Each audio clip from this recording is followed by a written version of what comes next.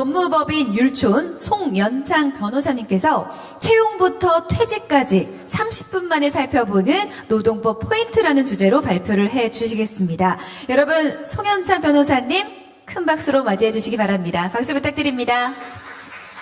법무법인 율촌에서 노동법 하고 있는 송현창 변호사라고 합니다. 네, 저 이렇게 음악 깔리면서 등장하는 게 처음이거든요. 그래서 굉장히 영광스럽고 너무너무 기쁩니다. 오늘 이 자리에 초대해 주셔서 진심으로 감사합니다. 근데 미리 죄송하다라고 말씀드리고 싶은 부분은 이제 오늘 이 프로그램의 테마가 HR 성장, 멘토링 프로그램이잖아요. 그래서 지금까지 많은 연사분들께서 굉장히 창의적이고 생산적이고 실제 여러분들의 HR 업무에 도움이 될 수 있는 건설적인 이야기들을 많이 해주셨는데 제가 하필이면 마지막 순서를 담당하게 되면서 이렇게 찬물 끼얹는 얘기를 하게 됐어요. 노동법 포인트를 말씀드린다, 다른 의미로 말씀드리면은 이거 하면 안 돼요, 이거 하지 마, 이런 얘기밖에 제가 드릴 수 있는 얘기가 없거든요. 근데 잠재적인 회사에서의 리스크 관리를 위해서 HR 업무를 담당하시는 분들께서 반드시 필요한 지식이라고 생각이 돼서 사실 HR의 어떤 사람을 채용하고 관리하고 배치하고 하는 것만큼이나 노동법에 대한 기본적인 이해를 갖고 계시는 것이 중요하다라고 생각이 돼서 아마 이 세션을 강의할 수 있는 기회를 주신 게 아닌가라는 생각이 듭니다. 노동법 안에도 굉장히 많은 주제들이 있어서 사실 30분 안에 노동법에서 문제되는 모든 주제를 다룬다는 것은 불가능한데요. 그래서 제가 오늘은 노동법에서 주로 문제되는 포인트를 10가지만 딱 뽑아왔습니다. 그래서 앞으로 저와 함께 10가지를 살펴보도록 하겠습니다.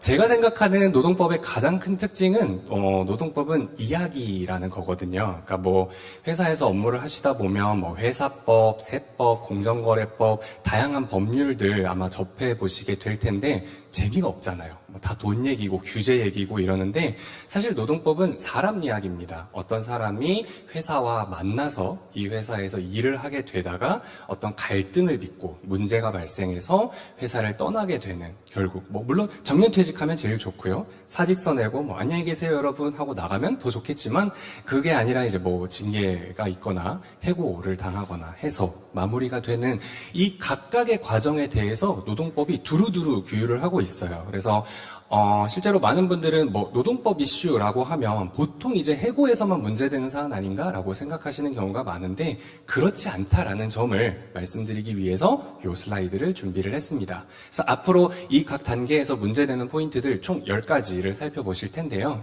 네, 우선 발단입니다. 노동법 이슈를 살펴보실 때 제일 먼저 보셔야 될 것은 우리 회사는 몇 명이지? 이걸 보셔야 돼요. 왜냐하면 이 노동법은 노동법이 뭐지 하고 이렇게 법령정보센터에서 노동법 치면 아무것도 안 나와요. 노동법이라는 법은 없고요. 크게 이제 근로기준법, 노동조합법이 있지만 그 이외에도 여러 가지 법률들에서 노동관계 법령을 규율을 하고 있습니다. 그리고 문제는 그 각각의 규정들이 사업장 규모에 따라서 적용이 되는 법규가 있고 그렇지 않은 법규가 있어요. 그래서 슬라이드에 보시는 것처럼 5인 미만이냐 이상이냐는 물론이고 10명이 넘어갈 때, 30명이 넘어갈 때, 100명, 300명이 넘어갈 때 각각 적용되는 규정들이 다르기 때문에 일단 우리 회사 근로자 수가 몇 명인가를 파악해 두시는 것이 제일 중요해요. 스타트업의 입장에서는 회사를 열심히 무럭무럭 꾸려 나가서 어느덧 우리 회사 직원 수가 벌써 30명이 넘었어요. 축하합니다. 박수만 치면 안 되고요. 노사협의회 설치해야죠. 네, 요런 포인트들이 항상 문제될 수 있다는 거 유의하셨으면 좋겠습니다. 또 하나 발단 단계에서 주의하실 부분은 채용 절차 부분은 사실 노동법의 규율 영역이 아니라고 생각하시는 분들이 많아요. 왜 그러냐면 근로기준법은 근로자를 대상으로 적용되는 법이고 근로자가 누군가 하고 봤더니 이미 회사랑 근로계약을 체결해서 일을 하고 있는 사람이 근로자거든요. 그러니까 채용 단계에서는 딱히 문제될 게 없는 게 아니야 라고 생각하실 수 있지만 크게 두 덩어리로 문제가 될 수가 있습니다. 하나는 채용 절차법이 있고요. 다른 하나는 차별의 문제인데 이 채용 절차법은 채용 절차에서 회사들이 지켜야 될 여러 가지 주의사항들을 규정을 하고 있는 법령이고 30명 이상의 근로자가 일하고 있는 사업장에게 적용되는 법률입니다. 그래서 채용절차법에서 문제되고 있는 대표적인 사례로는 채용 광고 가짜로 내지 마라. 채용 광고를 가짜로 내는 회사가 어딨어 싶으시겠지만 실제로 특히 회사가 어려운 때에 우리 회사가 건재하다라는 걸 보여주기 위해서 채용 하나도 안 할 거면서 가짜로 채용 광고를 내는 경우들이 있어요. 그래서 그런 경우 하지 말라라는 취지의 규정이고, 특히 이제 그 밑에 보시면 용모, 희, 체중, 출신지, 혼인 여부와 같은 이 채용과 하등의 쓸모가 없는 불필요한 개인정보는 요구하지도 말라라는 규정이 있어요. 근데 예컨대 뭐 우리가 흔히 생각할 수 있는 예로 뭐 스튜어디스, 스튜어드라든지 이렇게 뭐 업무 수행에 있어서 키가 필수적인 요건이다라고 하면 어떻게 해요? 네, 불필요한이라고 되어 있기 때문에 우리 업무 수행에서 이런 요건들이 왜 필요한지를 소명할 수 있어야 요구할 수가 있고, 그렇지 않다면 이제 저런 정보들은 요구해서는 안 된다, 이런 제한들이 있습니다. 채용 절차법보다 더 중요한 것은 사실 차별금지의 부분인데요. 차별은 뭐 장애인 차별금지법, 고령자 고용법, 남녀 고용평등법뿐만이 아니라 사실 우리 헌법에서 금지하고 있는 문제이죠. 그래서 뭐 성별, 종교, 사회적인 신분, 여러 가지 여러 요소들에 의해서 채용 과정에서 차별을 하면 안 된다라는 이 대원칙을 꼭 유념하셨으면 좋겠어요. 실제로요.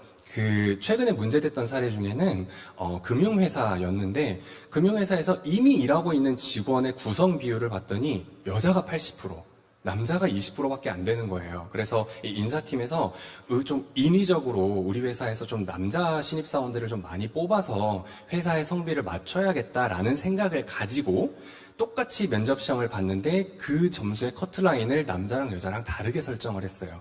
그래서 결과적으로 남녀가 비슷한 비율로 채용이 되거나 남자가 조금 더 많이 채용되거나 해서 우리 회사의 남자 수를 좀 더 늘려보자 라는 취지로 행동을 했지만, 그 법인과 인사팀장 둘 다 실형을 선고를 받았거든요. 남녀고용평등법 위반으로. 그래서 강력한 차별금지의 영역이다. 절대로 그런 점들을 고려하셔서 채용 절차를 진행하시면 안 된다라는 점 유의하셨으면 좋겠습니다. 발단 단계에서 또 하나 주의하실 것은요, 이 계약서의 이름이 중요하지가 않다는 거예요. 그러니까 이건 어떤 걸 의미하냐면, 근로계약이라는 거를 체결을 해야 근로자인 거고, 근로계약이 아니면 근로자가 아닌 거네 라고 생각하기 쉽지만 실제로는 그렇지 않다라는 거예요.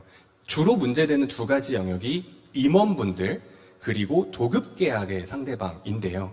임원분들 같은 경우에는 우리가 흔히 민법상 위임계약이라고 하죠. 그냥 일을 알아서 툭 맡기고, 자, 너의 재량으로 성실히 뭐 알아서 업무를 수행해봐 라고 하는 계약이 이제 위임계약이고, 이 위임계약의 본질에 부합하기 위해서는 임원인 본인이 상당히 폭넓은 재량을 가지고 업무의 전결권을 행사하거나 할 수 있어야 돼요.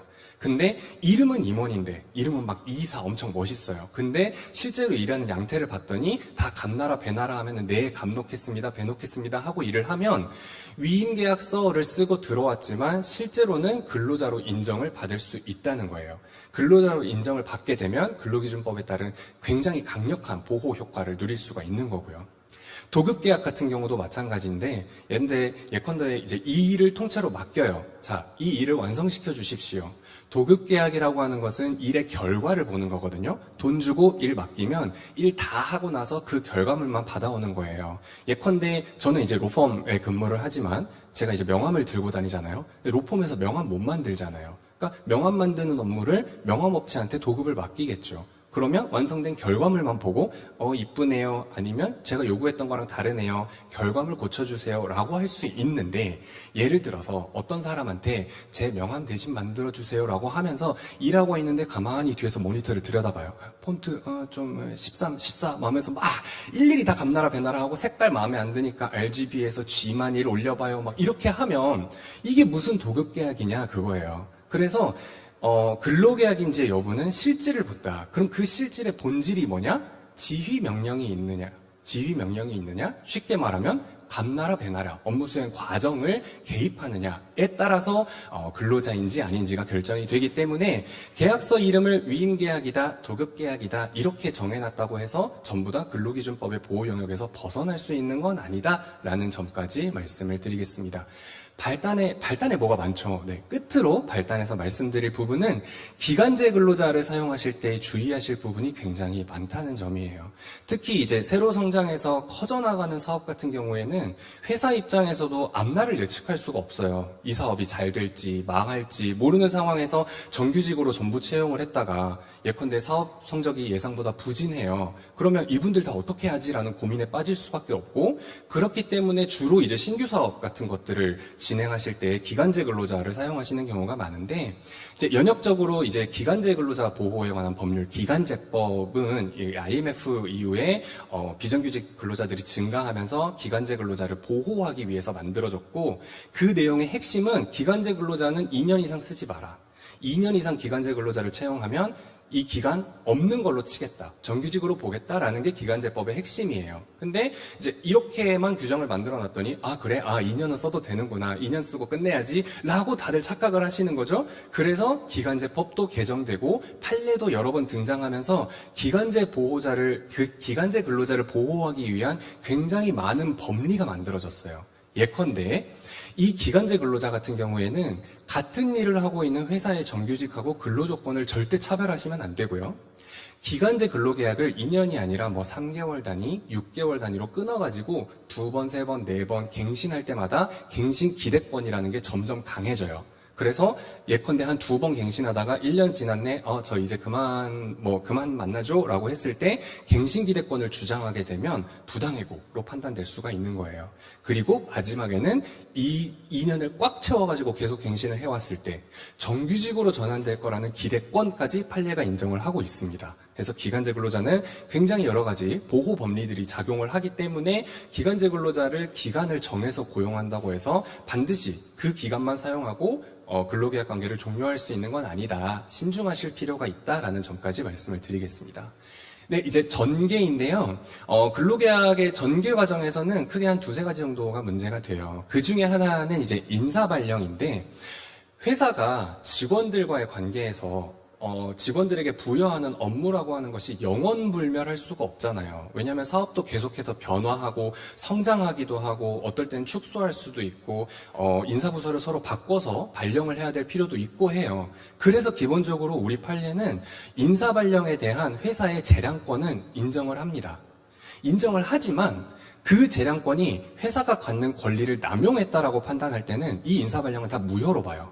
왜 이런 제한을 가하냐? 인사발령에 탈을 쓰고 직원을 괴롭히지 말라는 거예요.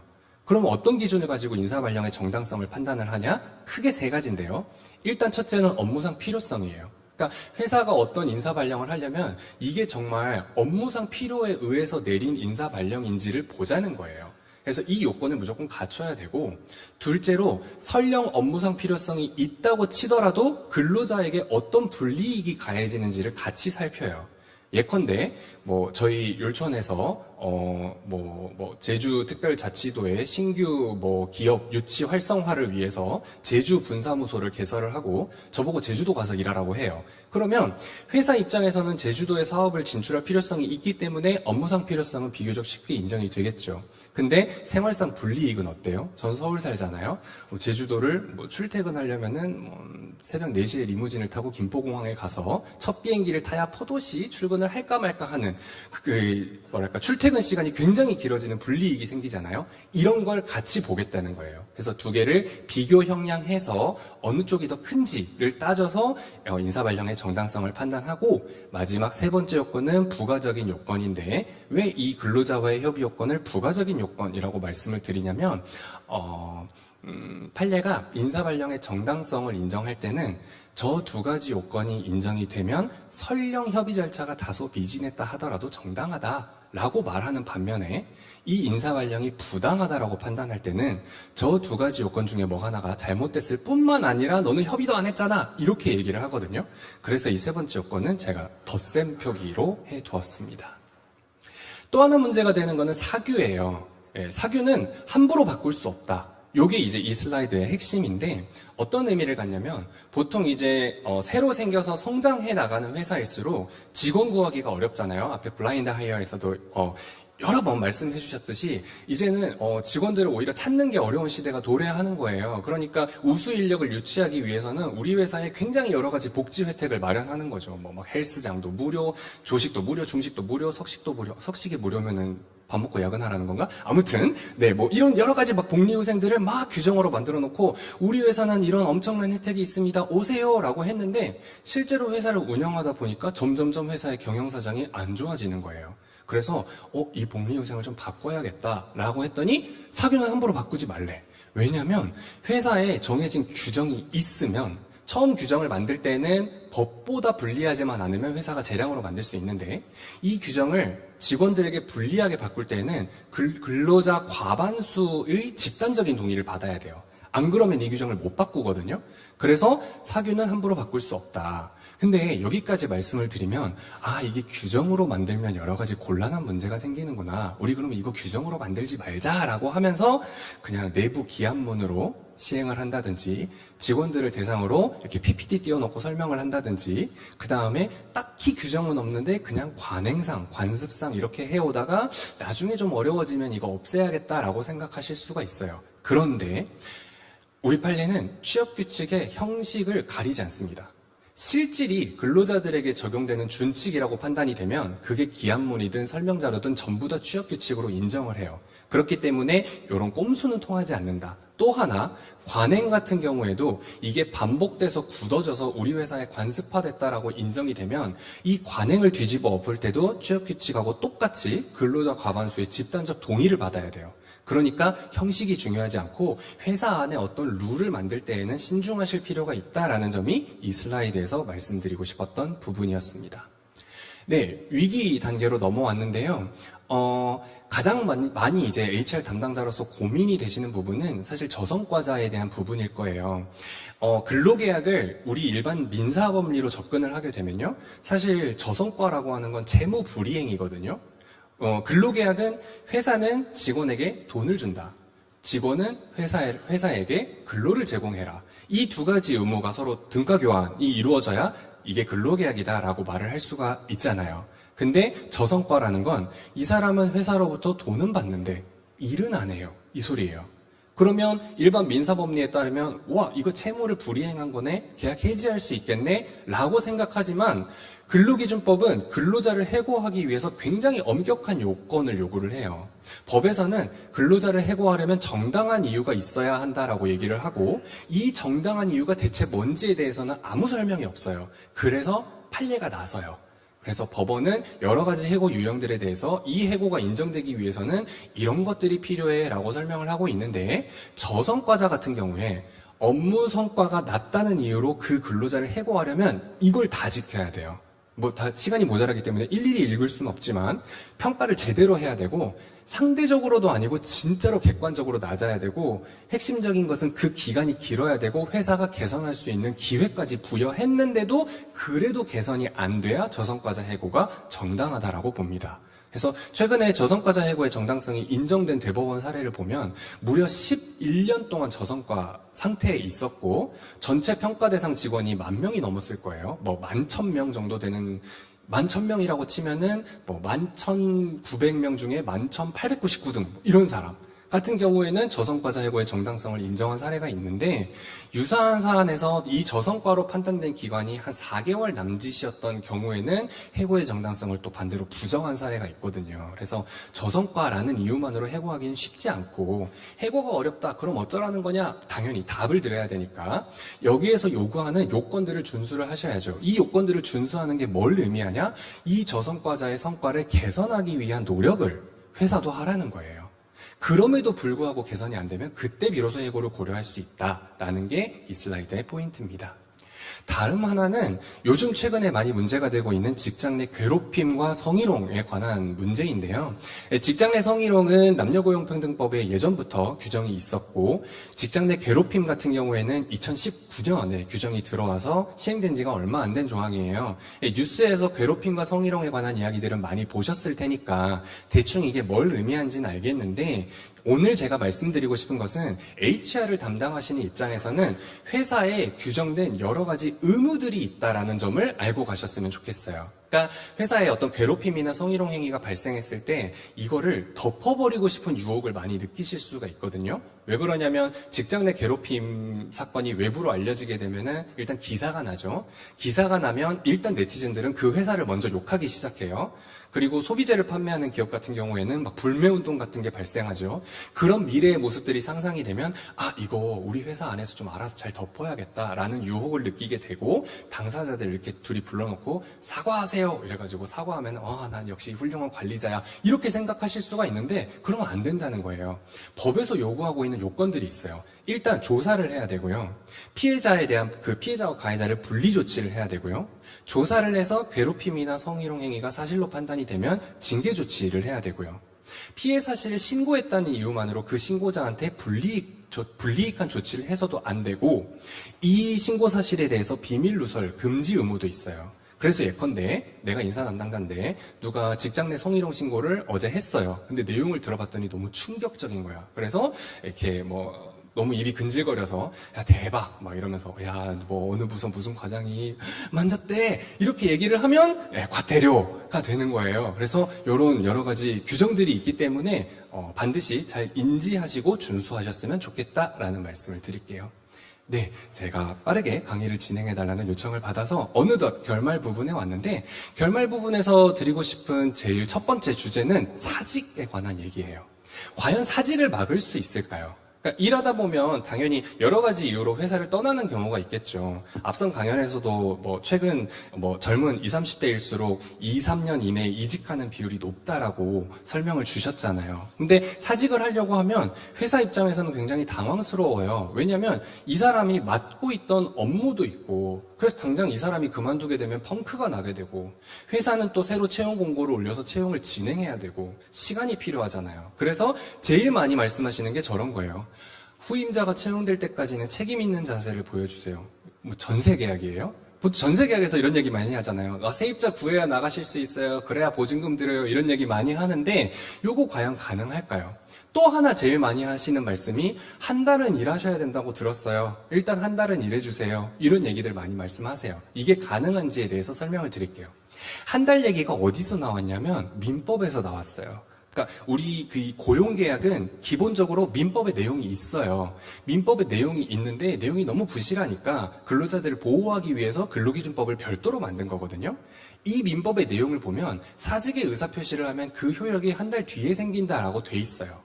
그리고 만약에 한 달이 지나지 않고 진짜 그만둬버리면 그래서 회사가 손해를 입었으면 그 손해를 근로자가 배상해야 된다라고 하는 무시무시하죠. 손해배상 조항까지 있어요. 이 두 개의 규정이 있기 때문에 보통 회사에서 이런 말씀들을 많이 하시죠. 하지만 같이 고려해야 될 거. 근로기준법에는 강제근로 금지라고 하는 조항이 있습니다. 어떠한 경우에도 회사는 근로자에게 근로를 강제할 수가 없어요.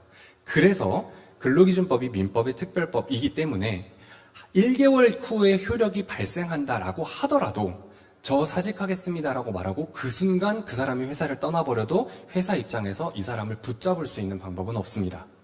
다만 손해배상 의무가 있기 때문에 이 사람이 한 달의 근무기간을 채우지 않고 나가버렸기 때문에 회사가 이러한 손해가 발생했습니다라는 점을 입증할 수 있다면 손해배상 청구는 할 수 있겠죠. 현실적으로는 받아들여진 사례가 거의 없어요. 그래서 이렇게 압박용으로 말씀하시는 것을 고려하실 수 있겠지만 법리적으로는 안녕히 계세요 하고 사직서 내고 사직서 이렇게 인터넷 돌아다니는 거 싫어요 출근 안 할래요 휙 던지고 나간다고 하더라도 막을 수 있는 방법은 없다라는 점 알고 계셨으면 좋겠습니다. 마지막인데요. 마지막은 해고에 관한 사안이에요. 해고는 정당한 이유가 필요하다라고 앞에서 말씀을 드렸어요. 그리고 실제로 그 정당한 사유가 있는 상황을 전제로 말씀을 드릴게요. 정말 못된 비위 행위를 했다. 예컨대 회사 돈을 횡령을 했다.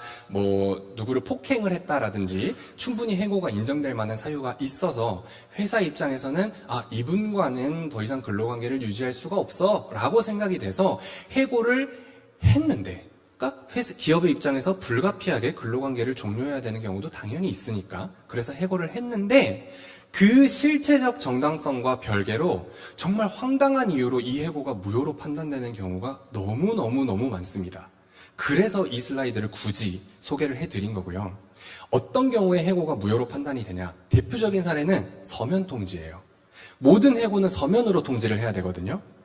그러니까 구두로 내일부터 나오지 마세요는 무효예요. 그러니까 이 사람이 내일부터 나오지 마세요. 예 사장님 그동안 감사했습니다 하고 한 두세 달 기다렸다가 노동위원회에 가서 저 부당해고 당했어요 구제 신청을 해요. 무조건 이겨요. 무조건 이기고 그때까지 임금 상당액 전부 지급받고 회사로 복직할 수 있는 권리까지 생겨요. 그러면 보통 회사를 운영하시는 CEO의 입장에서는 열받아요. 왜냐면 기분 나쁘거든. 저 부독하고 악덕한 사람이 우리 회사로 돌아오다니 용납할 수 없어. 그럼 재심 신청하고 행정소송 제기하고 1년, 2년 길어지면 근로자한테는 너무 고맙죠. 왜냐면 임금 상당액이 계속 누적이 되니까. 그래서 결국 본인의 분노가 잘못되었음을 깨닫고 수긍할 때는 이미 저 사람한테 한 3년치 임금이 지급돼야 되는 이런 상황이 돼요. 그래서 이런 절차적인 부분 때문에 해고가 무효로 판단되는 경우가 있다. 또 하나는 양정이나 절차, 사규 위반이에요. 이건 무슨 의미냐면은 사실 해고할 때는 요 기준이면은 요렇게 해고하세요. 해고할 때는 요런 절차 따라서 하셔야 돼요. 인사위원회 개최하셔야 돼요. 이런 거 근로기준법에 정해진 거 없거든요.